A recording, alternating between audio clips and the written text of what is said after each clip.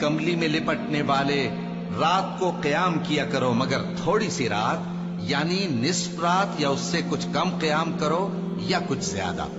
اور قرآن کو اچھی طرح ٹھہر ٹھہر کر پڑھا کرو۔ ہم ان قریب تم پر ایک بھاری فرمان نازل کریں گے، کچھ شک نہیں کہ رات کا اٹھنا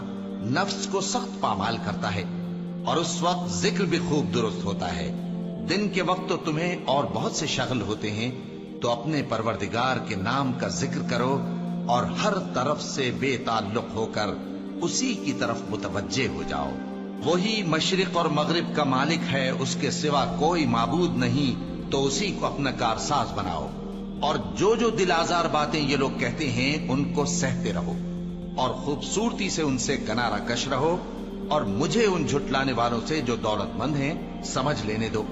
اور ان کو تھوڑی سی مہلت دے دو۔ کچھ شک نہیں کہ ہمارے پاس بیڑیاں ہیں اور بڑی زبردست آگ ہے، اور گلے میں اٹکنے والا کھانا ہے، اور درد دینے والا عذاب ہے۔ جس دن زمین اور پہاڑ کانپنے لگیں اور پہاڑ ایسے بھربھرے ہو جائیں گے جیسے ریت کے ٹیلے، اے اہل مکہ،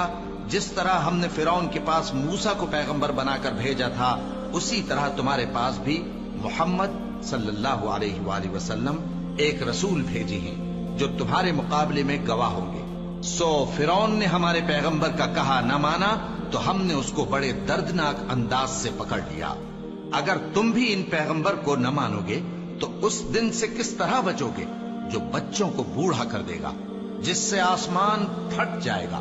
یہ اس کا وعدہ پورا ہو کر رہے گا۔ یہ قرآن تو نصیحت ہے، سو جو چاہے اپنے پروردگار تک پہنچنے کا راستہ اختیار کر لے۔ تمہارا پروردگار خوب جانتا ہے کہ تم اور تمہارے ساتھ کے لوگ کبھی 2/3 رات کے قریب اور کبھی آدھی رات اور کبھی تہائی رات قیام کیا کرتے ہو، اور اللہ رات اور دن کا اندازہ رکھتا ہے۔ اس نے معلوم کیا کہ تم اس کو نبھا نہ سکو گے،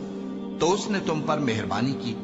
پس جتنا آسانی سے ہو سکے اتنا قرآن پڑھ لیا کرو۔ اس نے جانا کہ تم میں بعض بیمار بھی ہوں گے، اور بعض اللہ کے فضل یعنی معاش کی تلاش میں ملک میں سفر کریں گے، اور بعض اللہ کی راہ میں لڑیں گے، تو جتنا آسانی سے ہو سکے اتنا قرآن پڑھ لیا کرو، اور نماز قائم کرتے رہو، اور زکوٰۃ ادا کرتے رہو، اور اللہ کو نیک نیتی سے قرض دیتے رہو، اور جو عمل نیک تم اپنے لیے آگے بھیجو گے اس کو اللہ کے ہاں بہتر اور صلے میں بہت عظیم پاؤ گے، اور اللہ سے بخشش مانگتے رہو، بے شک اللہ بخشنے والا ہے، مہربان ہے۔